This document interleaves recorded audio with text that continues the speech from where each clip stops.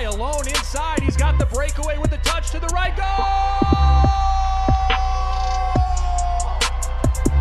Everything you wanted from this debut. It's Brandon By. Taking a shot with the left. Goal! Isaac Frank from 25 yards out. The equalizer. Will Kidd with the touch of the goal. It's a go-ahead goal. Minneapolis City. This is the People's Pitch Podcast, the official podcast of your Minneapolis City Soccer Club, brought to you by Summit Brewing Company. As Rick James once said, it's a celebration, bitches. Welcome to the 100th episode of the People's Pitch Podcast. I am Nate, and today I am not only joined by my illustrious co-host, Jon Bisswurm. I am delighted to welcome two other special guests to the club shop tonight. Jon, did you ever think that a podcast about a soccer team you founded would have enough listenership to reach 100 episodes? Sometimes when mommy and daddy love each other, they create a baby. And we created this podcast together, and this is that special baby. This is our special baby. I didn't think we'd get this far. I clearly thought we'd be shut down way earlier than 100 episodes, which, you know, we've walked that thin line, but I'm so honored to get through to 3 digits that I can't wait to see what happens many more. And then obviously when all this is said and done, 75 years from now when the NPSL folds, we can go back and listen to the archives and relive it all again. That's right. So joining us today are not only club founder Jon Bisswurm, but club founder Dan Hoedeman and club founder Nick Sindt.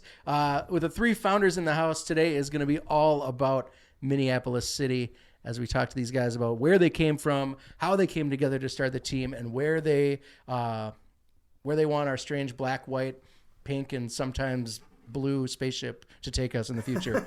But first, Jon, you have a final update on the end of season awards, maybe a roundup of city honorees ready to take over the soccer world, don't you? Yes, I do.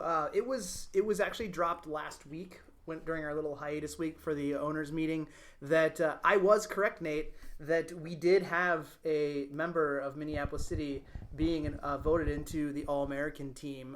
But I was wrong in that we actually have 3 city members who are players, current and former, who were named to the All-America list for Division III. So, so second team, everyone's favorite set of hair, Samuel Ruiz Plaza, capped off his senior year with a second team nomination. So congratulations to Samuel, who just turned 22, by the way, yesterday. So happy belated birthday, Samo.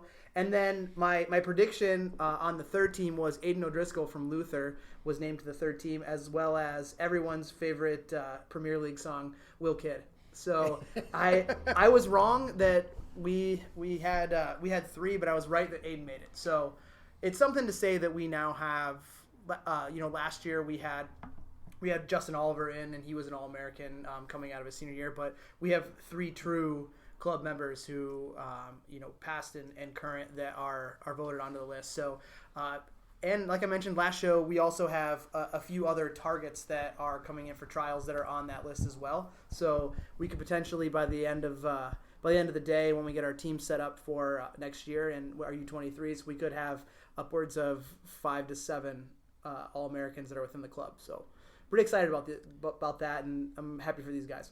It's good work. You're doing the Lord's work, Jon.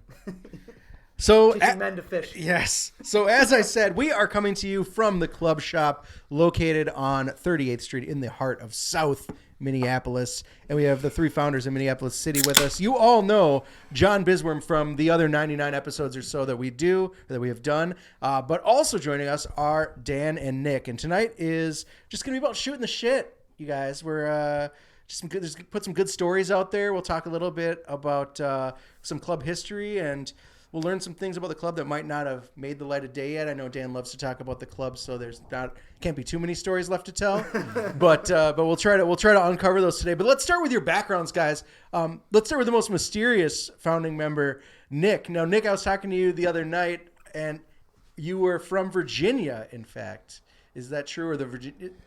I lived in Virginia. Oh. I consider Madison, Wisconsin home. Oh, there we go. I've lived in Milwaukee, Madison, Sun Prairie, all in Wisconsin, Cincinnati area, and then I went to high school out in the DC, outside of the DC metro area. So rural Virginia, where the South will rise again, and Bubba's got 2 teeth, and there's about 60 kids in your graduating class with the same last name. Sounds fantastic. Yeah. Well outside the DC area. So you like these guys grew up playing soccer? Yes. And did you go to school for soccer? No. Where did you attend your collegiate studies? I wanted to go back home, so I went to high school out in Virginia and been a Midwesterner at heart.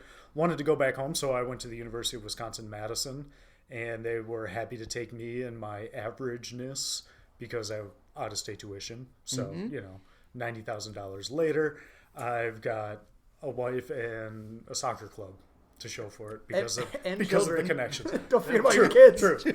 Well, wife leads to kids most times. Could be worse. It could just be the debt.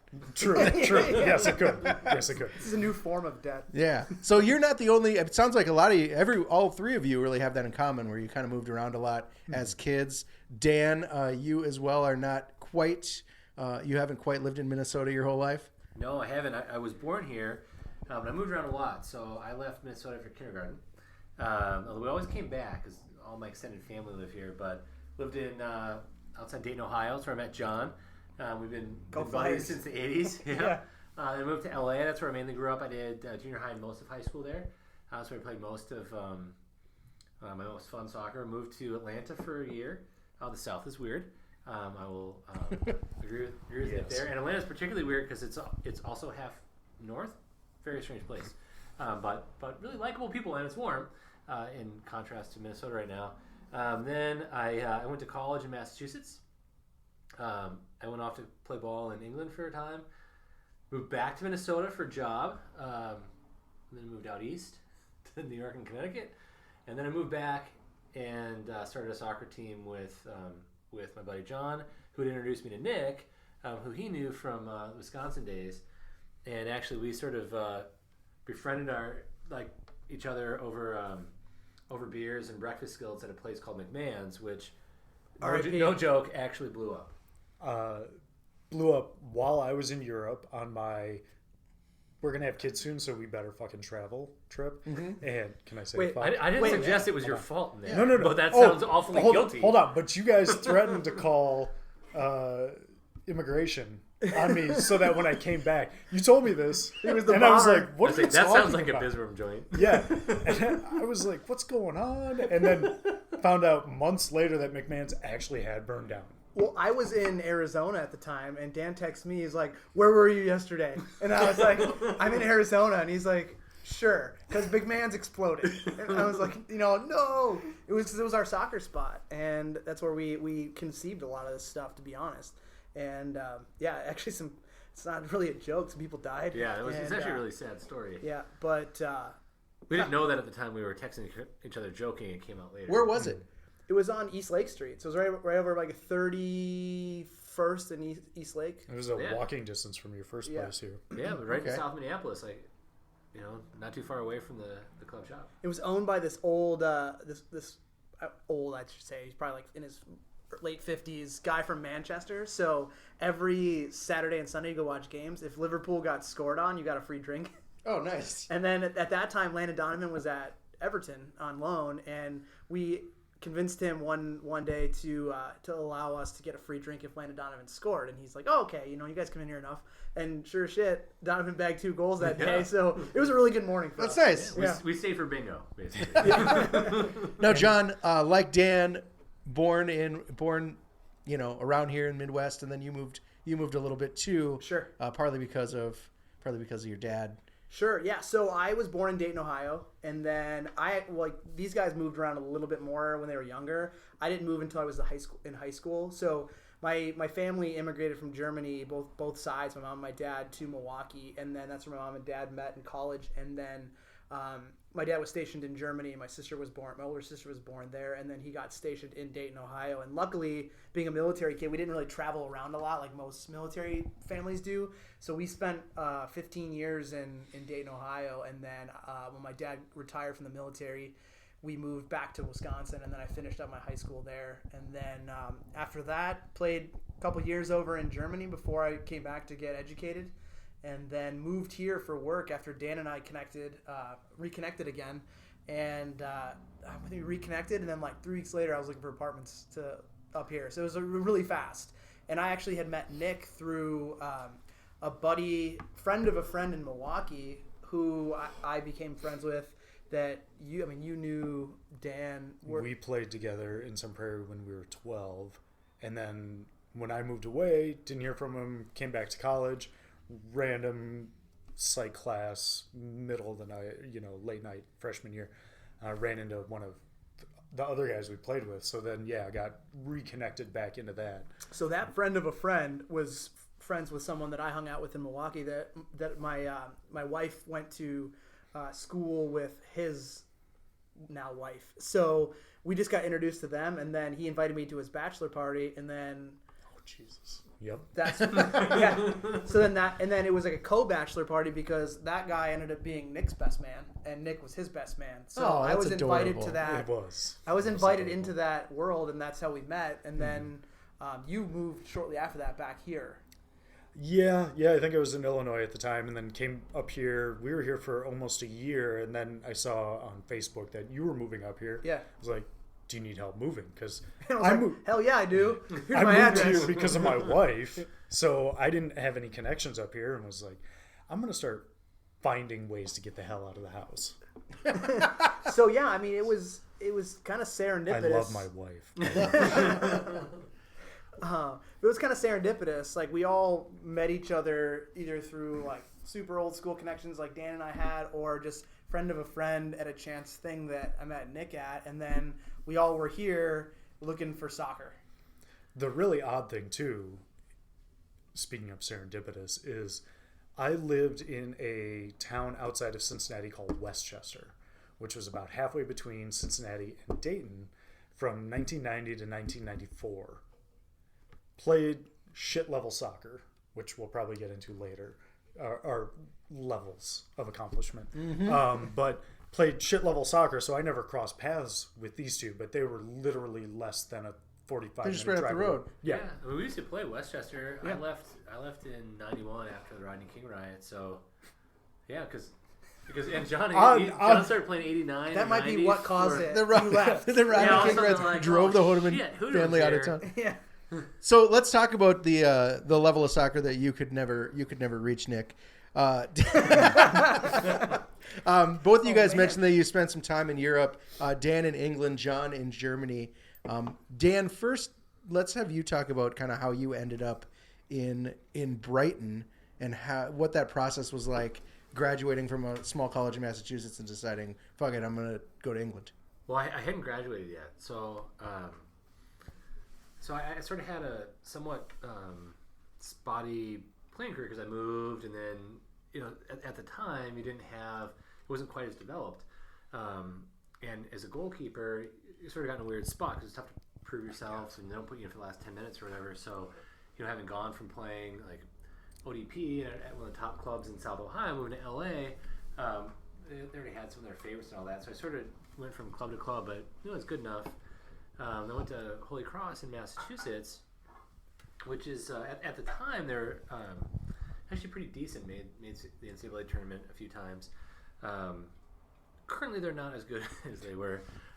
Rebuilding years. Yeah. Years. They don't have Hoedeman in goal. Right. Well, that's clearly their issue.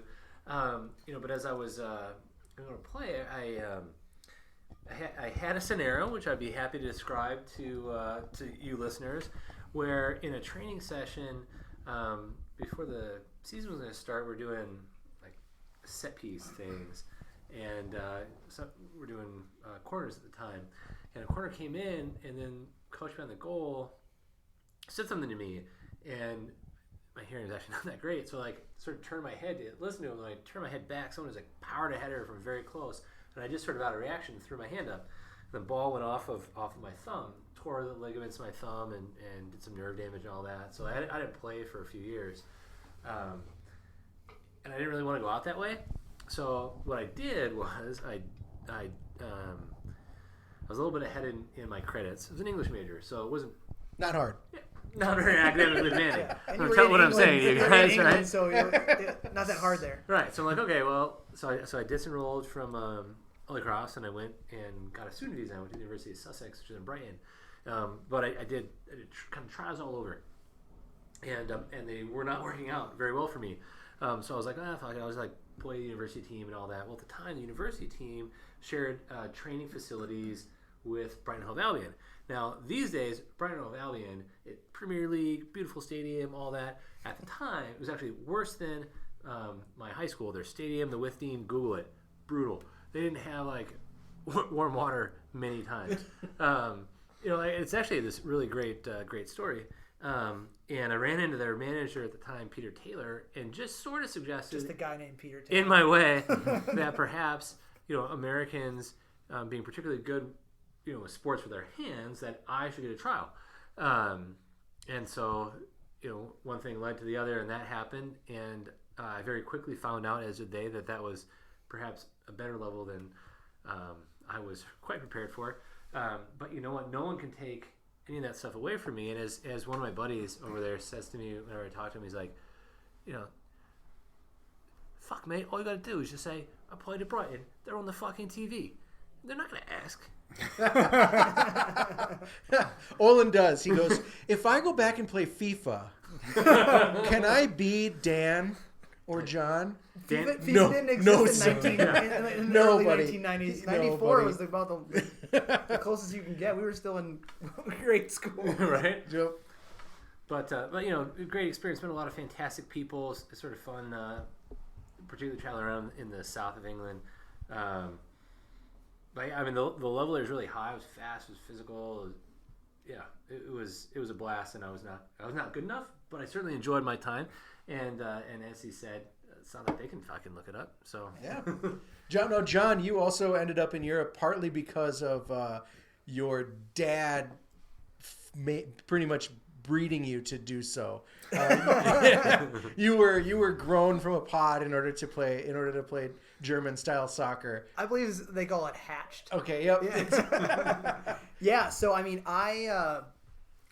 where do I start? My dad coached high school soccer for 16 years in Ohio, and is in the Ohio Sports High School, the Ohio High School, and the Ohio Sports Hall of Fame. And funny side note is he went in with Eddie George, the running back from Ohio State. So there's this picture of all the inductees, and my dad's like 5'8" maybe, and he's older now, so he's he's in his 70s, so he's shrunk a little bit. And Eddie George is a massive man, so basically he has his arm like around my dad, but it's basically on top of his head at waist level. But anyways, so I grew up on a soccer field, and it wasn't that I was pushed into it. I was just always around it because it was a form of daycare, really. Well, and your dad and your family Yeah, generations had played for the Bavarians. Right. I mean, my whole family played soccer, so it was inevitable that I got involved in it. But my specific portion of the Bisswurm soccer pie, I guess you could say, was just a form of daycare for me after a long day of being with my mom, who was a stay-home mom. It was like, take the kids to soccer practice. So I was always around it. And if I could interject, he might be underselling it. So what used to happen, because I have a brother and two sisters, was like after practice, or if something's happened on the weekends, our moms would like trade each other off. Mm-hmm. But because John's dad was coaching, oftentimes we just get dropped off to just play soccer. And For like 4 hours. Yeah, so we'd go from practice to just like playing with like the high school girls, which you didn't realize it was quite as cool as it was at the time, so we were like 10. And just like we'd play for hours and hours and hours. Like I remember going to John's house, and he was like, okay, I've set up a number of garbage cans in the backyard, and I thought what we could do is hit it right foot, left foot, and see how many we get in a row. Like, that was his idea of fun. I've actually never seen anyone more dedicated to playing soccer. And that's when Dan called his parents to pick him up. Come on, this, Right, nope, yeah. out. So I mean, Left foot. I mean, soccer. It wasn't that I didn't play other sports. I played basketball. I loved playing baseball. I just gravitated towards organized soccer. So at about 3.5 years old, almost 4, my parents lied about my age and put me in with the 5 and 6-year-old kids in like the local community, just because I was just itching to play soccer. I was watching it on TV through my parents had one of those old like satellite dishes that could land a plane. Oh yeah. So it was the like Hubble telescope. Yeah, so we're watching like Russian streams of the Bundesliga and shit. It was nuts. So what the luxuries that we have today watching like Fox or Fox Soccer Channel. Fox Is Soccer that what you were Channel, about to say? or NBC Sports, like that was not it. We're talking like grainy. I would equate it to like a high schooler trying to like unscramble porn. But we were like unscrambling. Forgot about that. Yeah. So we're like unscrambling soccer to watch. So I mean, I was just around it, and like Dan said, like my parents would have to like rip me out of the backyard to come in, and it wasn't that they were forcing me into anything. It was just like, when can I play? How much can I play? What games can I play alone, and what games can I play with my friends? So after that, I played club soccer, at high levels, and Dan and I played together for a while. And then when Dan moved, the age groups changed, and because of my January birthday, I was moved out of the age group, so I had to move different clubs. And then through kind of weird U.S. soccer getting involved in youth soccer at that point, we had like a Midwestern Premier League that was basically the early makings of the DA. And I played in that, and then high school came around and played in 4 state championships at 2 schools, won 1 and lost 3. So I got a medal. Nice. And the nice part is it was in Ohio, so my dad's in the Hall of Fame, but I own the state championship. So he never won one. But after that, I had some aspirations to play in college. I was a little stupid off the field, and that didn't pan out. So the only way I could think about it was like, do I try playing soccer at another level? So when my dad and mom were stationed in Germany, when my sister was born, their landlord was actually involved in the youth development at FC Kaiserslautern. So he's my sister's godfather. So he would come over every year to visit, and it would always be around soccer season when I was playing. And, he just constantly was like, you got to come over to Germany. You got to come over to Germany. And when you're like 10, you're like, yeah, that's awesome. But when you're 17, 18, you're like, this could be a reality. So I sent my recruiting tape. They sent this weird-ass German dude who literally doesn't have a home. He has a club address. So all his personal mail goes to the club. I mean, he might have a home. And then they send it to whatever hotel he's Whatever, staying at for the week. This guy Yeah. This guy travels 250 plus days a year scouting players. And the mail would be waiting for him when he checked in. Yep, and he'd come back, and he would maybe be off for a day, and then he'd go fly to a different country watching players. So he came, watched me play my Bavarians games, stayed at my house. My mom made him a meal, and it was really bizarre. He was there for about 4 days, and then they offered me a spot to go out there and trial, and it worked out. I hopped on a plane with this dude, and I stayed there for 3 years, and then we had 4 coaches in 3 years in my time there. And for an American at that point, it was you are below the gum on the bottom of someone's shoe. So I had to fight really, really hard to even just get minutes and get noticed. And at the end of my contract, they wanted to loan me to a team in Belgium, and I made the decision at that point. Do I want to be that guy who bounces around and maybe makes $1,000 more, or maybe more than that, and try to stick it someplace, or do I want to maybe go to college and not be bouncing around Europe? So I went back home and went to University of Milwaukee, and then after that I just played amateur soccer, played Bavarians, had a couple good runs with those guys from an amateur soccer perspective, and then Came here. Yeah. So before we get into too much about once you guys kind of found each other and found Stegman's and founded Minneapolis City, I sent each of you a few questions today for this little game to play, but it turns out that a newlywed style game is really hard to wrap my head around with 3 players. It's the polygamous version. Yeah. So a whole new world. Yeah. You're going to be telling a lot of stories tonight, so to avoid ruining the game by playing it at the end, we'll play it here now at the start. Right. And we'll sort of play, but really you're just going to discuss some more fun shit. So we'll start with here. I asked each of you, if you were stranded on a desert island, what is the one condiment you would take with you that you could have for the rest of your life? And I guess what we'll do is just go around and you guys can guess what you think each other said, right? So, all right, Nick, you're first. Nick, what condiment do you think John would take, and what condiment do you think Dan would take? I consider John from Wisconsin, so I'm torn between ranch dressing and just like squeezable cheese. Do I have to like lift up my answer? No, not yet. We'll do it. We'll reveal at the end to give Dan a chance. John, what do you think Nick and Dan said? Well, hold on, Dan. Oh yeah, Dan. Dan, I consider more of an East Coast, coastal elite. But I know nothing about the Northeast, except for they have Boston baked beans as a candy. So I'm gonna say like ketchup. Okay. So he's ranch or squeezable cheese. He's ketchup. All right, okay. John. I was ranch. Oh, you're not supposed to tell yet because Dan didn't guess. Shit. But John was ranch. So Dan, what do you think John said? Because we got this threesome going. I'm sorry. Dummies. Came out wrong. Came out all wrong. Luckily, it's the first question, so I won't do it again. Dan, what do you think Nick said? Nick's a little bit of a gourmand, true. But he also lived in Wisconsin, which it's very difficult for me to square that circle. I believe he'd probably go something like mustard, which works on both Wisconsin foods and can be gourmet. Okay. All right. And John, what do you think these guys said? Okay, so cat's out of the bag. I picked ranch. I'm gonna go for Dan. I'm gonna go less of a condiment and more of a seasoning. And I'm going to say that he went with Old Bay. Oh, that was my second choice. Nice. That's a good one. Very close. That's very coastal elite. Yep. Yeah. It was on there, but I'm like, oh, this doesn't count as a condiment for... You have to pop multiple collars to have Old Bay on a desert island. That's the only thing you can have. So even though he said it was the second, I would have gone with Old Bay. Nick is, like you said, he's a little bit tougher nut to crack on this one.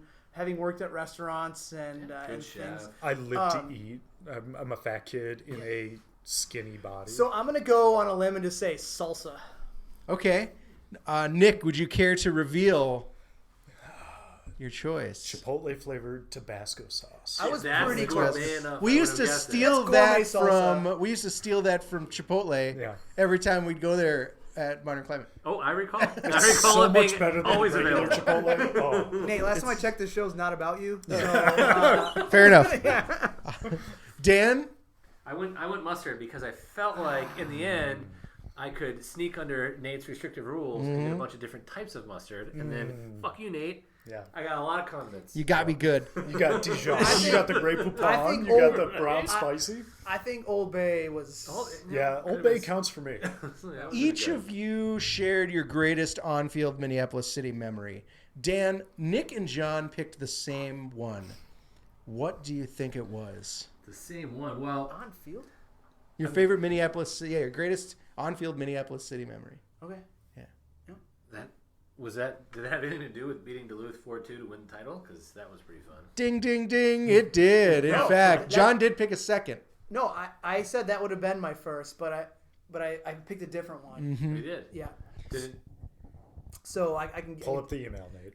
No, that's true. He did say... I did. What did I say? That would have been Game one at Milwaukee when we were like, holy shit, this is real, and then you started... Break glasses off of the bar. You said obviously beating Duluth 4-2 to cement the title. And then you added, but the first half of VSLT game. Anyway. Oh my god! I forgot about that. So I picked the first half of VSLT mainly because like being tasked with building the team, and like knowing how our struggles last year or the year prior, not last year being so successful and being undefeated. If you're listening and don't know that already, but knowing that finding goals 2 years ago was so fucking hard. Like we just could not crack that code. And we were one of the like the least scored on teams in the country 2 years ago. We just couldn't find the back of the net, and then typical Stegman's problem. Yeah, typical really Stegman's problem. Yeah. But to that game, VSLT had given up 4 goals all year, and we dick slapped them 4-0 in the first half, and then like that was where our offense was like, fuck your good defense to give up 4 goals. Like we are high powered, and then that led to, I think that was the pivot point where it was like, no one's going to touch us if we just have fun and play good soccer. So I'd agree with that because that VSLT team last year was really, really good. Yeah. I mean, up until the last 2 games where the wheels kind of came off, they were extremely good. They were the second best team in the conference behind us for sure. Yeah, they were so good. And we had, 100-something people there? Probably 40 members of the Citizens sitting right in front of us. And at the whistle at halftime, 4-0, people were looking around like, is this real? Yeah. Are we alive? Is this a dream? Like watching VSLT sub guys off before the half Yeah. that can't go back on was like, we fucking crushed you guys. so that's what I picked. Nice guys. Do feel bad that we beat them so bad, but Love one. That's just how things go. Great guy. Each of you shared your greatest off-field. You Yeah, mentioned what's yours. his- You guessed yours. You guessed. You didn't have to say that. Yeah. What These was idiots yours, didn't Dan? Would you know. care to share it? He's not game show host material. Yeah, God damn it, Even man. though you were on a game show once, I'm just you're moving. not a I'm host. just Were you moving like us along. kissing No, sisters I as think you went this down is- the Yeah. this What was yours? No, this is a great memory because we had so we started Stegman's basically out of nothing, and then literally at literally nothing. Yeah. Honestly, that really was co-ed indoor team? very, and we were so bad. And anyway, and then a few years later, things sort of come together. But as I recall, the quote about Stegman's was somewhat mediocre but quirky. And then we merged with Internationals, and we're like, "Ha! Now we're not mediocre anymore." Yeah, fuck and you. and then we launched Minneapolis City. But the thing was, we did this sort of social campaign like the week and a half before. It was like, "Are we real? Are we just going to turn up, or do we only exist on Twitter?" Well, we were real, so we go to Milwaukee Bavarians. Those guys didn't lose a single game that season. They drew like 3 or 4 games through all 30 they played. And there's this team that comes out of nowhere, goes into their house in pink jerseys, and gets a pretty creditable, extremely even draw. We almost pulled it out, but they also They, hit the post with, as like- the whistle blew. Yeah. They hit the post. Yeah. Yeah, and I remember walking to the bar across the parking lot, just thinking like, "Holy shit, we did this! This is real! This is awesome! Let's go get drunk!" And then instead of me getting drunk, John got drunk. So I was technically drunk well before the game even started because I had at that point I had nothing really to do. So Just sit there. that reasoning is I was tasked with entertaining the fans that came down. So we took them to my buddy's bar in Whitefish Bay, or sorry, Shorewood, and we drank with my parents. Yep. And like Nate and his wife, and like David Baker was there, and a couple other fans were there, and then Elder's parents and all his friends. So it was just a weird crew.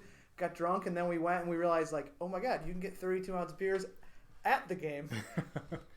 And you can break the glasses. Yeah. Each of you did share your greatest on-field segments memory. Off-field. John, what do you? Yeah, Off-field. I'm sorry, off-field. Yep. Stegman's memory. John, what do you think Nick's greatest off-field Stegman's memory was? Off field, I don't want to tip my hat like Dan did in the last one because I do believe. Did any of us have the same answer? No. What the fuck? When you hear mine, you're gonna be I think like, I "Oh had yeah." 2. I can't Off remember. the That was field 6 moment, hours ago. Nick's off the field moment. See, I was so banked that we would have had this one together. I don't really even remember any other off field moments. there were so many. There were Are so you going many. to say something where I'm going to be like, holy shit, I was there? Can I pass for a second? Sure. Please Nick. don't say my wife dancing scandalously. I forgot about that. Oh, okay. Or every Christmas The party ever. things she said. Okay. So I'm gonna pick Nick's wife getting Not to me. To Nick. super drunk at the Sana Foundation Gala. That was not the one, unfortunately. But that was a good That So- was Stegman's a good memory. one, actually. Would anyone like to hear what happened? Yes, yeah. Thank Twitter God she says doesn't yes. listen to Bryn has podcasts. raised his hands. Yeah. Bryn says yes. Yeah, Mr. Mercer out of Toledo just raised his hand. Which, by the way, we'll get to your question. You email me today, next week. So we go to the Sana Foundation, and like it was us 3 and our wives, and it's like, and then Dan had hooked up the gala with Summit, and it was free Summit, so we're getting drunk off Summit, and then it was cocktails. Right, and everyone's nice to us because we brought the beer. Yeah, Right. so everyone's being nice to us, and like we had one other Stegman's guy, Mike Logan, who was working at Comcast at the time, and like it was his table actually. Yeah. So we crashed the party basically, which we're really good at. And then so we're talking like 8 to 10 drinks in, all of a sudden like a DJ pops up and there's a Hold dance on. party. Before that, this was before the 2014 when she World put Cup. in the bid for the She Brazil tickets. bid for the Brazil tickets in the auction. And the woman who was running the auction was trying to get her to like pull the trigger because somebody, I think, Was it outbid like her 10 by. grand? Yeah, somebody Dude, outbid she her started by. at like 2,800, but they Right. put the spotlight on you. Oh yeah, and this woman came in, and I'm just like, She's trying to jack the price up. no, do not bid on this. We cannot afford this. I want to go, but we can't afford these tickets. And they she went comes for in like and 15 grand. put the press on yeah. me, while my wife's like trying not to bid, and I'm just like, yeah, Don't do it, Jesse. no. So she almost spent her kid's college fund, which isn't even going to pay for like a quarter of a semester these days. But yeah, she almost spent her kid's college fund that night before what She was John's even on about the to dance say. floor yet. So she was yeah, on no shit. fire that night. Okay, so then we get to the dance portion of the competition, and Dan and his wife Ann and my wife Jessie and I we're looking for Nick and his wife Jess, and we're like, where did they go? And then so you guys are kind of off in like a corner of the dance floor, and it's kind of like just swaying, both of you like holding on to each other. So we like kind So of we're sort of like dancing dance over, our way you know? over, you know, and then all of a sudden like she just starts saying the foulest things that she wants to do So with Nick nasty. when they get home, and we're like, there are other people here. Like, It was really loud. It was obviously my night to kind of DD, Yeah. and her night to Kinda drink. pass out in the car. Yeah, no shit. so Nick goes, we gotta go. He was trying to, like you mentioned, he had the teeter-totter of, will she pass out because she's this drunk, or can we make it home in time for this Do it. reality? We gotta make this happen. Yeah. And all what been and there. what happened? That was so long ago. I honestly don't remember. I'm pretty sure How old are your kids? pretty sure nothing happened. Yeah. 7 and 5. I know where the 5-year-old was conceived. Tucson or Phoenix, Arizona. So I'm gonna My say brother's Nick's apartment. wife saying inappropriate sexual things to him at the Tony Sana Gala for good. Goals. I That's a forgot good- about that. Nick, was it John or Dan who did not follow instructions and brought up playing at the National Sports Center where the announcer called Robbie Peichel the Grey Wolf?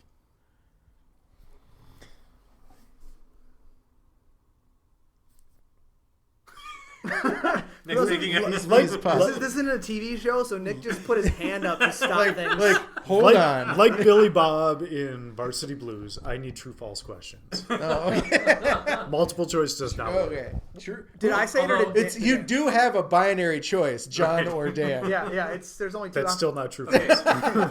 blink one for John. Yeah, Okay, yeah. true. So let's restate that. Which one of these two guys decided that their favorite off-field Okay. Stegman's memory was when they played Okay. at the National You Sports didn't say Center? that the first time. Yes, where the announcer called Robbie Peichel Okay. the Grey Wolf. I'm gonna guess that's got to be Dan. That is correct. In my defense, the announcer was not on the field, mate. No, that I will was accept, And I'll the accept your announcer, technicality. the announcer played with Minneapolis City in the first year. It was He Andy did, Laurie. Andy Laurie. Yeah. That was a definite. Oh wait, that was off-field Andy thing. Laurie? Yeah, He was calling the Jesus. game. I was setting the stage for how I heard it. Yeah, that's all right. Yeah. Nate. John, Hey, tell did us you read about these beforehand? tell us about yours, the RV trip. Okay, so Segment that's three why. and two. Why did you guys not pick the RV trip to Kansas City? Because I didn't go on the RV trip. I had just had my daughter, and well, sorry, Nick. Because They- I was Why drunk, didn't you I was pick drunk it? the entire time. So one of I mean, our I didn't just have my daughter. My wife did. Wouldn't let me out of the house. one of our club members, Stegman's club members at the time, was a guy from Jersey. He goes by Seabass, Oh, he's coming back into town. and he's coming back into town. So anyway, so Can we just Seabass take was this a with us as we go out drinking with Seabass yeah, sure. We can do another. Yes, and, absolutely. and Warner, so that he can yell at Warner on That's mic. the best part. Okay, tell Stegman So- Stegman 2. So, New York was playing Kansas City, and Dan Warner, who's connected with both Stegman's and Minneapolis City, is still a Kansas City season ticket holder. So we were like, Thierry Henry playing within driving distance? Hell yeah! So we were. I was somehow tasked with finding transportation, which was a terrible idea, Or was it? or was it? So I'm thinking like. I'm Googling things like, is it legal to have people in the back of a U-Haul? Like, I'm like, how much does a limo from Minneapolis to Kansas City cost? You know, like, I'm thinking, I'm pie in the sky, right? So I'm at like a get together with my non-soccer friends, and I'm just talking about like, hey, you know, like, I need to find an RV that's not like fucking expensive. And out of nowhere, this girl who we call the Hurricane she turns around and she goes, "My dad's got an RV." And I went, "Okay, awesome." Not for long. So I was like, "I'm gonna remember this because you're not, and I'm gonna call you on Monday." So I call her on Monday, and she's like, "Yeah, I talked to my dad on Sunday, and he said he'll charge you it was something like 60 cents a mile to rent it, and we had to clean it and make sure that it was full of gas, and we had to drive to Waconia to pick it up." So It's on the way. Yeah. So he asks me pertinent questions like, "How many people? Where are you going?" And I was like, "Kansas City for a soccer game." 6, because that was about all that could 10. fit in this thing, and we had, including the driver, there were 12. So we doubled up capacity. So I put out an APB to all the Stegman's members. 12 guys sign up. And by the way, this was a week and a half beforehand. Yep. This Pulling did it have together short- last minute. The only person who said no, now that I remember, is Nick. So everyone I invited. No. I didn't say no. I You- didn't get the email until. No, you guys couldn't. You couldn't. I remember now. You Really? couldn't. Yeah, because the baby was coming too No, close. I swear it was Warner sent out the email saying. No, that I sent out or the email. whoever sent out the email at first said first come first serve, and he sent it out to 10 people at first, and then went down the list, and I was further down the list because A, I'm No not way, man. cool, I put you on the and list. B, I have Yeah, you would kid. be on the list. You were on the list. You were Okay. on my list, Nick. Maybe I said no. Yeah. My wife keeps me on a short leash still to this day. My daughter's 7 now. So you packed 7 years ago, basically. You packed 12 guys in We an packed RV. 12 guys in an RV, and we had one club member who was on the original team who lived in Des Moines, and I rang him up and I was like, "Dude, there's no way we're gonna be able to make this drive because we left at 6 p.m. We're not gonna Well, drive. yeah, 6. everyone had to finish work. Yep. Yeah, right. So we roll up to my shitty rental in South Minneapolis, and it's we all get there. Dan helped me go get the RV early, and we're kind of cleaning it up, and it was fucking sweet. It really was. It was called the Mini Winnie, so it was a Winnebago. Yeah. But it was a Mini Winnie. And we, one of the guys who, I won't name his name, but his nickname is Boner. So Boner's mom was like, "Oh, do you guys need sandwiches?" So she packs sandwiches for They were us. really good. And then we have a German dentist who plays in the club named Holger. And Holger was kind of disconnected because he was also at the time having children. And he was like, "I'm in." And he showed up in his Porsche Cayenne.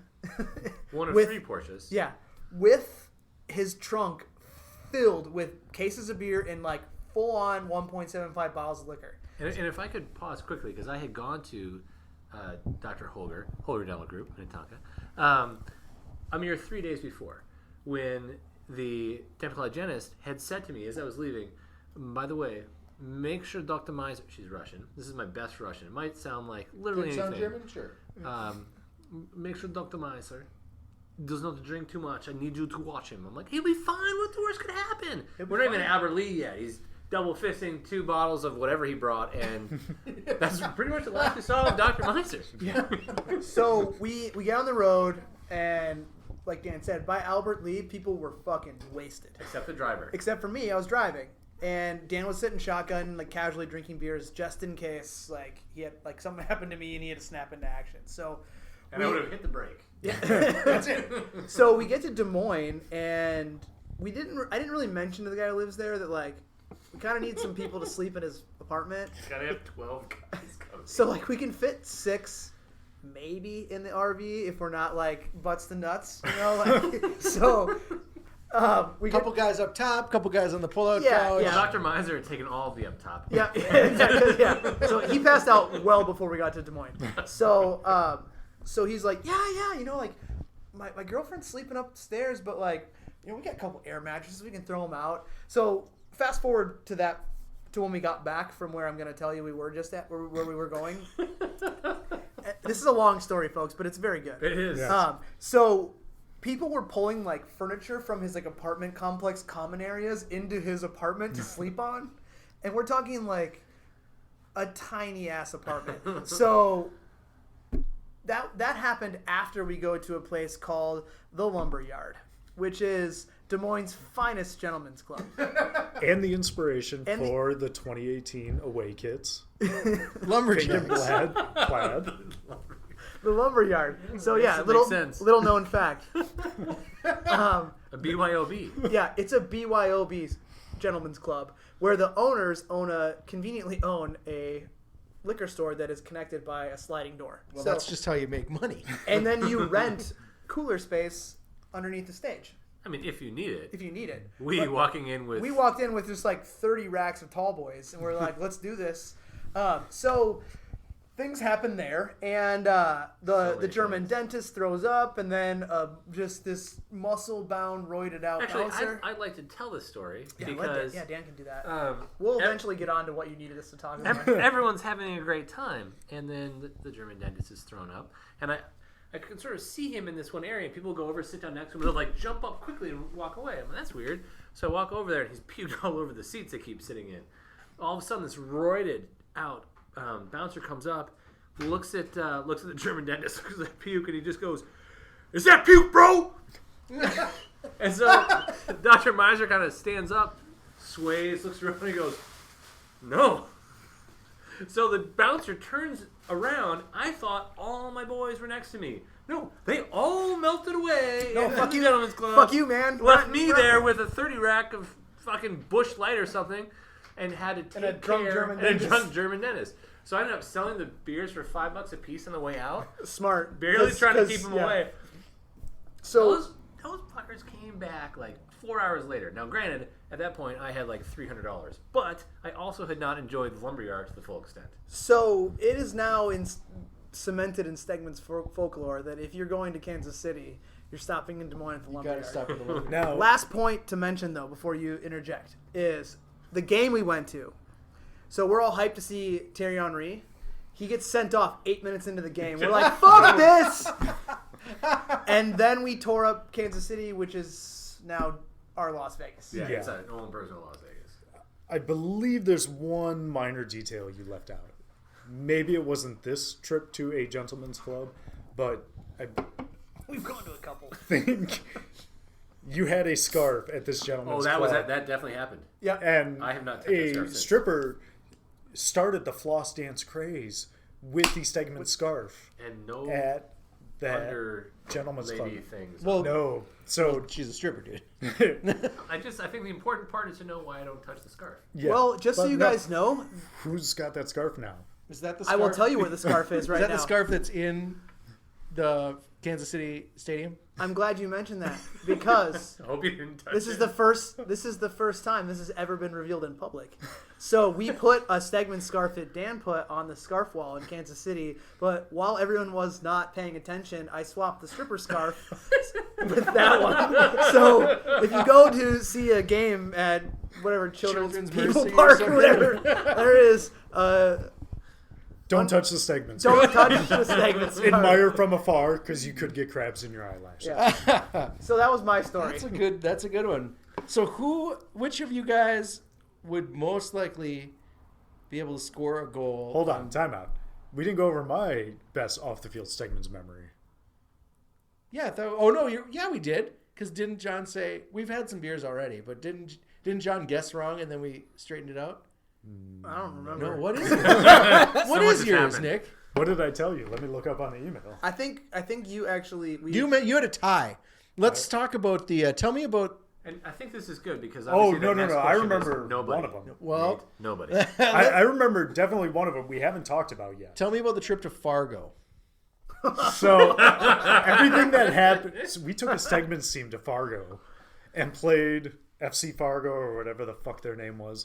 And they were good at home, man. they were good. They were a decent team. And they were a not little so bit good at better South than High. our Stegman's team at the time. We had 13 guys. Yeah. And one of them busted his ankle up, 25 minutes into the game? Yeah. Fully? So, yeah, we were down to like Warner did- one side. Warner. Or it was Warner, Warner, yeah.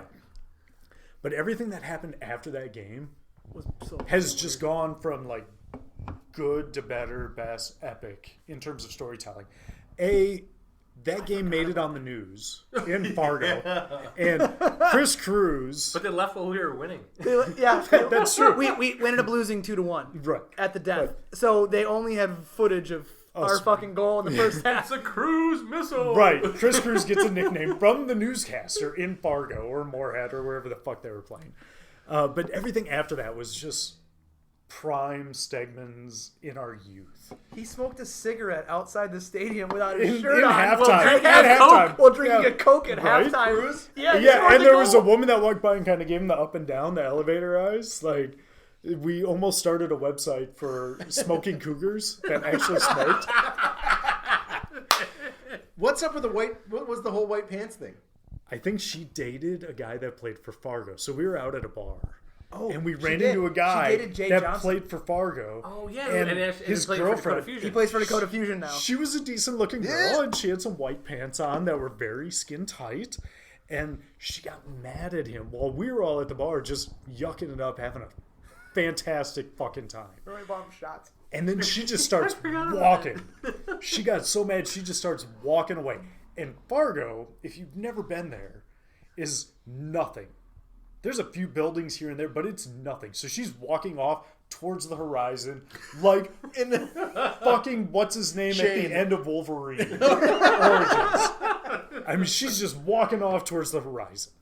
And Was it like Wolverine? In many ways, except any of the ways. yeah. And so we had I don't this know what one you're guy, talking about.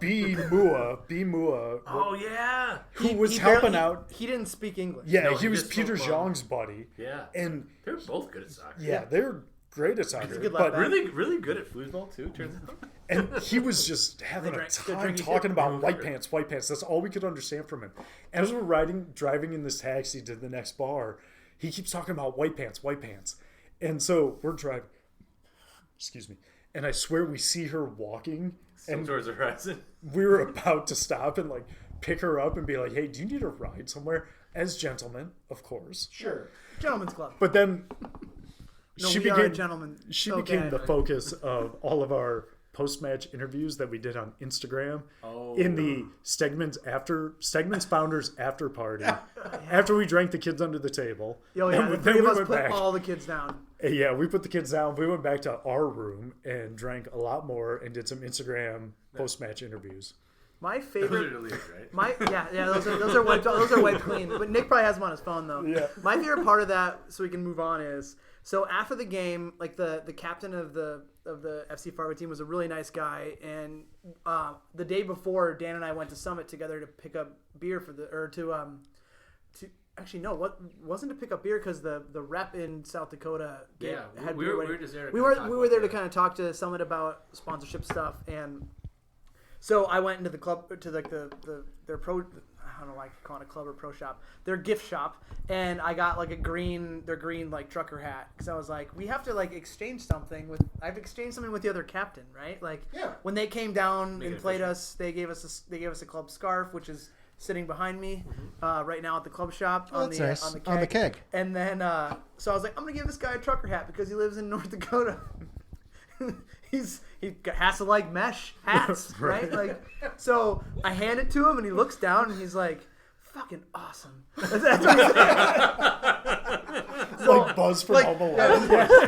he goes, Awesome. We're like Napoleon Dynamite or something. Yes. He's like, "Fucking awesome." So then he shakes my hand. He's like, "Dude, this is." He's like, "Thanks, man."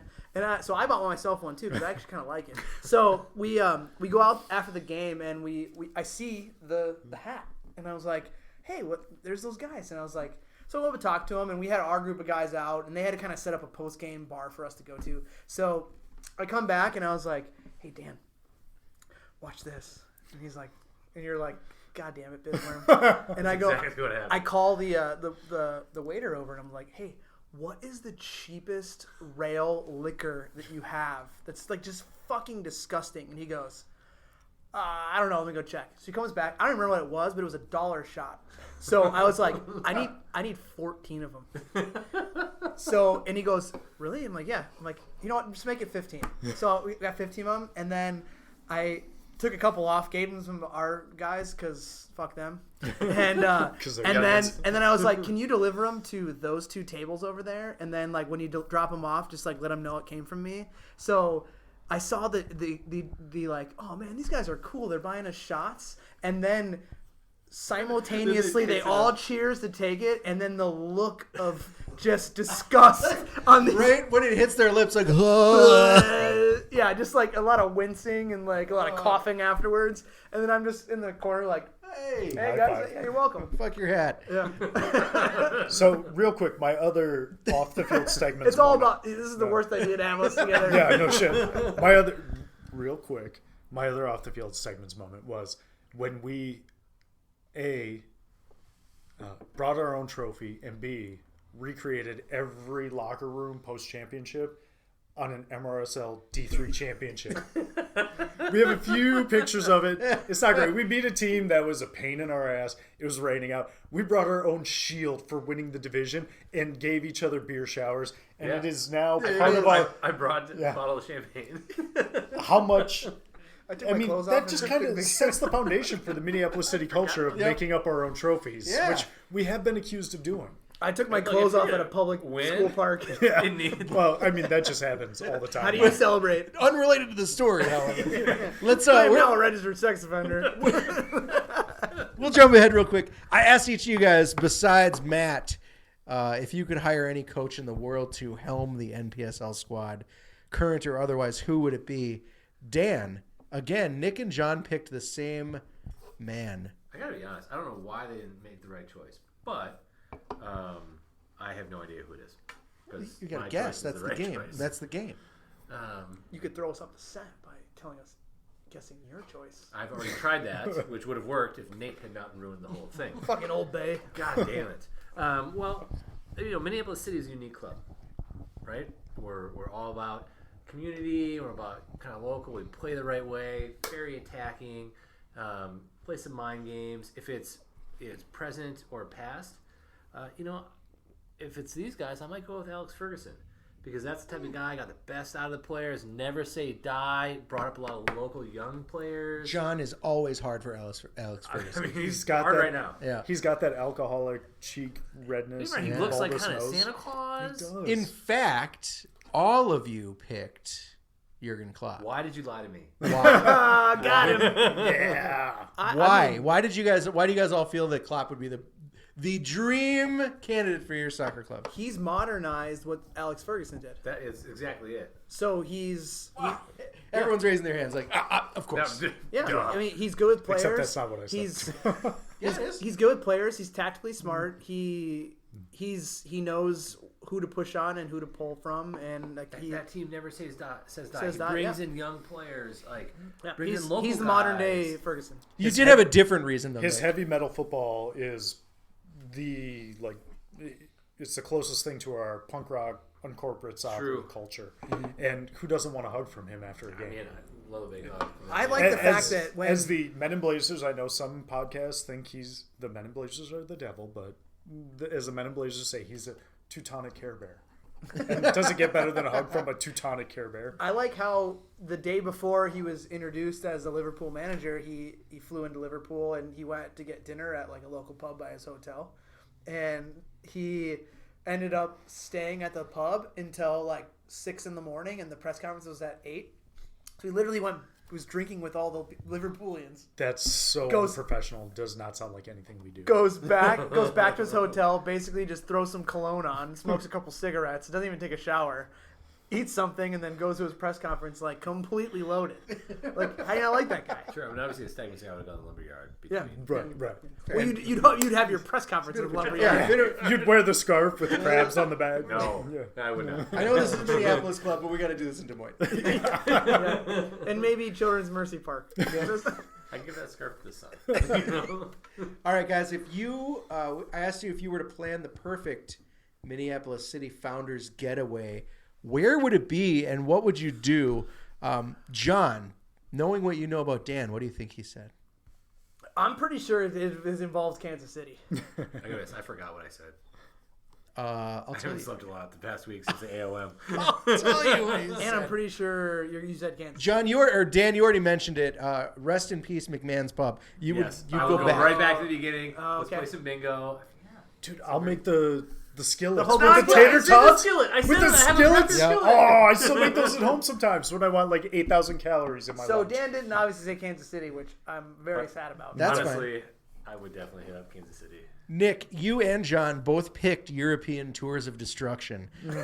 Describe your ideal trips. band Nick, name. you start because you So, had I picked- two sides of the coin. For I the picked trip. a working and a non-working one. The non-working one is us just going over there and Catching a game and getting- watching all the Champions League round of 16. Hopefully, all the home games are in England or Spain, France. Real close Travelable. trips. Yes. The working one was basically let's start on the island, England, Scotland, and let's have Minneapolis City and segments teams play our way across the continent, ending in Istanbul, Turkey, just for a little bit of danger because. Unfortunately, we're pretty white bread and we don't have a lot of danger in our lives. Who doesn't so, like to watch a soccer match behind a chain link fence? Right. I'm gonna be honest, I don't Some think SWAT Besiktas shields. knows what they're up for with us, and frankly, I don't think we know what we're up for with And I'm talking like Minneapolis City 77s, Stegman's Blues. Like we're talking like Holy shit, those guys have knives! top They're of like, the barrel, holy shit, bottom those of guys the have barrel. beers! Yeah. I'm gonna Can you hope for the beer I'm gonna today? respond to that with my the only way I know how to have a Dan impression is who's gonna pay for that? We got to sell more merch. Yeah, So John, it sounds expensive. you also there's a Turkish connection in your answer as well. Yes, so I said I'd like to travel to wherever there's a major final and hope that it would be like an iconic final, like the 05 Istanbul, Sure. Liverpool, AC Milan game, and like not really have a connection to either team, but like see just incredible soccer that's like once in a lifetime, and then just be like, all right, the three of us just can figure out how to make our own fun. I love it. All right, well that's Hey, the Nate. yeah. You're gonna change your answer? No, I'm not going to change my answer. I was going to ask if you could pause this really quickly. Are you allowed to stop the recording? Yeah, well, I mean, we're gonna take a little break because that's the end of the newlyweds game, and I don't we're feel We didn't get to married talk yet. about who would We're- score on Hoedeman. we're an hour into this. Oh, I skipped nobody. it because he basically said nobody. It would have been a big fight. I said no. me, it'd be another Yeah, penalty. Nick said Oh. Nick, but you were super gracious. Yeah, Nick said only if I got pretty a setup fucking from brilliant. John. Hold on, my answer's pretty fucking brilliant. Barf. And hold on, no. It was not just a setup from John. It was the fact that you need unorthodox and suboptimal skills because To really get one past Dan. Yeah, Dan would understand Actually, what you're gonna 100% do, true. shaving. I'd be like, I'm gonna shin this in or hit it with my knee, Like I maybe bet Dan thrust doesn't it expect in. me to hit a 30-yard ball off Nick's forehead. I did say half my segment's goals were assisted by you. Although, to be fair, John has scored on me twice. Both were like these ridiculous left-footed penalties in the upper 90. Suck a dick. Well, we've that's the end of the newlyweds game, as it were. We are gonna take a little break because we have to get more beer and use the bathroom. And the listeners And need to take a break and do the same. Yep, and I think we'll be back with you shortly, probably on this see. episode next week. Join us on the other side of the weekend as we return with our second part of our 100th episode spectacular, welcoming Dan Hoedeman, Nick Sindt, and Jon Bisswurm, founders of Minneapolis City, into the studio. They'll talk Stegman's, they'll talk the founding of City, and the vision of City in the future. See you on Monday. No, we played them at their place, and When guy turned around and shot at his own goal. shit, yeah. Right, no, not that. When we played them, they need to win to catapult us into the playoffs, and we fucking were up 2-0 on them. They started time wasting on their own. They were kicking balls into the fucking woods. I remember that. No, we were up 2-0. we were They winning. were so pissed at each other that they were These just guys like, get so- I'm they just get going to mad at each rifle the other. ball into the woods. Like when we played them at their place, we were beating like 3 or 4-0 or something.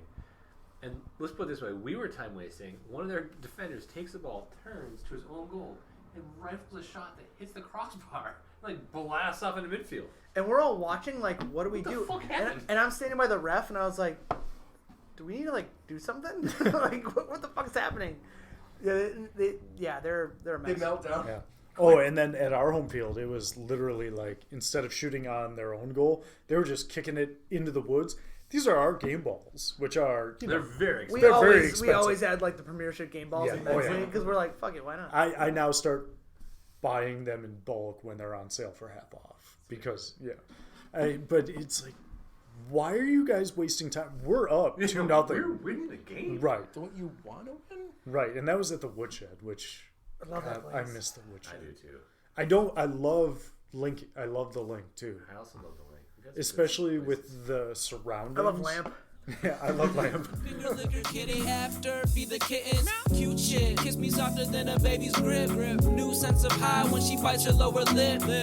If she quit, make my heart skip, then snip. When we're together like ice cream mixed with some mint pepper. Shawty had to rescue my respiratory. Wants a man, who's a man, that is mandatory. Only without her off the pad, like I never met with Dory. Help her write her story, take the qualms on her Corey. Girl, I'm free falling for you. Still, temptation follows free. Just tell me when you fall for me, please. Just tell me when you fall. Girl, I'm free falling for you. Still, temptation follows free. Just tell me when you fall for me, please. Just tell me when you fall. Selfie Thomas as the rollie. Always be my plus one. Shawty is my bogey. In it for the long haul, not for the trophy. Every day, feeling greater than Tony. Falling for her, and I think she falling for me too. Falling like two V's, make a W. Type of dude to build you up and make the rubble move. Type of dude to have my phone out all in front of you. Only cause you got my back. Presence always sets the mood. Never starts any trouble without any proof. No problems if there was, make the puzzle poof. Laugh it off. Goofballs, you should see the spoof. Girl, I'm free falling for you. Still, temptation follows free. Just tell me when you fall for me, please. Just tell me when you fall. Free. Girl, I'm free falling for you. Still, temptation follows free.